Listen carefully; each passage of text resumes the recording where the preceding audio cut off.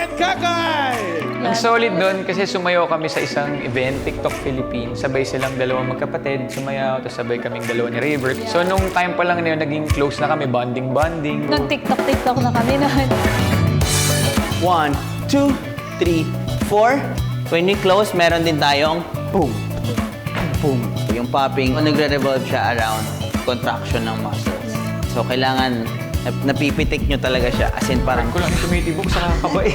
Para ma-hit nyo siya ng malakas, kailangan naka-relax kayo. Hindi siya pwedeng tense. Kasi pag sobrang tense nyo, wala na kayong magaganon.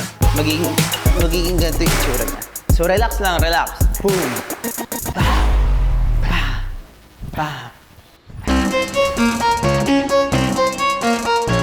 Pag tense ng muscles, nakakapagod siya kasi pati yung breathing, yung pop, pop.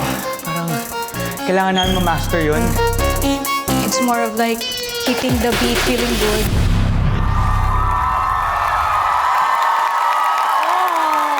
Galing din. Medic! Medic! Man down! Man down! Dance Authority. Yan. Grabe, Rojud. Ang daming episode kitang napanood, pero isa ito sa pinakahinataw mo at napakahusay mo. Wow, thank you, Ate Yan! Yes. Go, Kuya. And Kai, di ka nagpahuli. Thank you po. Sinabayan mo yung husay ng Rojud eh. Grabe! As in, perfect combination. Ang gandang panoorin, sobrang smooth yung partnership niyong dalawa. At gustong-gusto ko yung ending. Parang ikaw at ako laban sa mundo. Thank you, yan.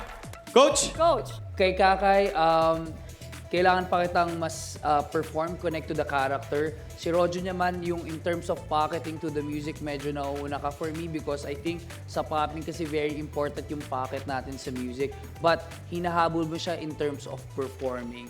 Which is sobrang ramdam na ramdam ko yung pagiging mafia lord mo. Saka yung pagkaparil ni Kakay, ramdam... Yan.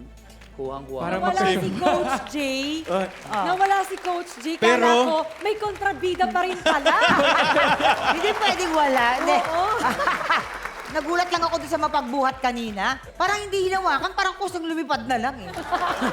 Gusto ko yung kombinasyon ng dalawa and para ako nanonood ng concert. Ang galing. Talaga, maganda. Very smooth. Ganda talaga. Good job. Good job, guys.